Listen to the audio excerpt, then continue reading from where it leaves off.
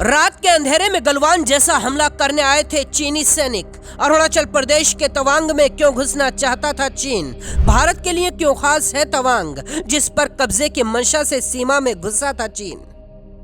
9 दिसंबर की रात अरुणाचल प्रदेश में लाइन ऑफ एक्चुअल कंट्रोल यानी LAC पर चीनी सैनिकों ने एक बार फिर गलवान जैसी हिमाकत की। करीब 300 से ज्यादा चीनी सैनिक तवांग के यंगस्टे में 17,000 फीट की ऊंचाई पर भारतीय पोस्ट को हटाने के लिए अचानक घुसपैठ की कोशिश कर रहे थे। चीनी सैनिक कंटीली लाठी डंडे और इलेक्ट्रिक बैटन से लैस थे। भारतीय सेना हमेशा की तरह इस दिन भी मुस्तैद थी। हमारी सेना ने भी कंटीली लाठी डंडों से उनका जवाब दिया। दोनों सेनाओं के बीच पत्थरबाजी और हाथापाई तक हुई, लेकिन इसके बाद चीनी सैनिकों को भारतीय सेना ने खदेड़ दिया। इस झड़प में 6 भारतीय सैनिकों को चोट आई, लेकिन चीन के कई सैनिक घायल हो गए।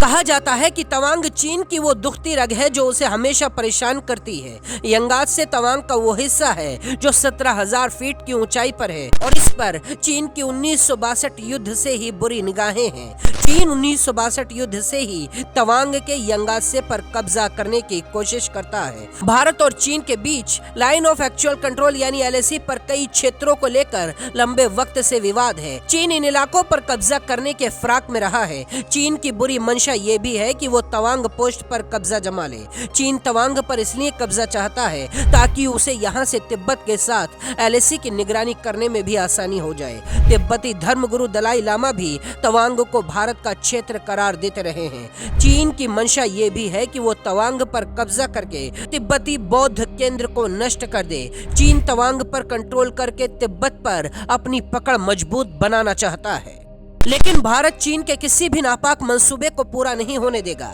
हर बार की तरह इस बार भी चीन की कोशिश नाकाम हो गई, क्योंकि तवांग भारत के लिए बेहद खास है। भारत और चीन के बीच करीब 3,488 किलोमीटर लंबी सीमा है। ये बॉर्डर अरुणाचल प्रदेश, जम्मू कश्मीर, हिमाचल, उत्तराखंड और सिक्किम से लगता है। अरुणाचल प्रदेश स्थित तवांग लगभग 17,000 फीट की ऊंचाई पर है। तवांग का इलाका मैकमोहन लाइन के अंदर पड़ता है और ये भारत का अहम हिस्सा है, लेकिन चीन की नीयत में खोट रहती है और वो अब मैकमोहन रेखा को भी मानने से इनकार करता है। यह इलाका पश्चिम में भूटान और उत्तर में तिब्बत का बॉर्डर भी साझा करता है।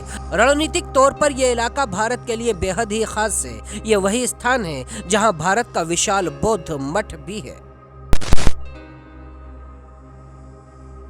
तवांग 1962 के भारत चीन युद्ध से भी जुड़ा हुआ है। 1962 के युद्ध में भारत को यहाँ पर काफी परेशानियों का सामना करना पड़ा था। बाद में युद्ध विराम के तहत चीन को पीछे हटना पड़ा था। मैकमोहन समझौते के बाद तवांग को भारत का हिस्सा माना गया। समझौते के बाद चीन ने इसे खाली भी कर दिया था, क्योंकि ये इलाका मैकमोहन लाइन के अंदर पड़ता है, लेकिन ड्रैगन इसे मान्यता देने से अब भी इनकार करता है और इस पर कब्जे के लिए बार बार नापाक कोशिश करता है और उसको हर बार मुंहतोड़ जवाब ही मिलता है।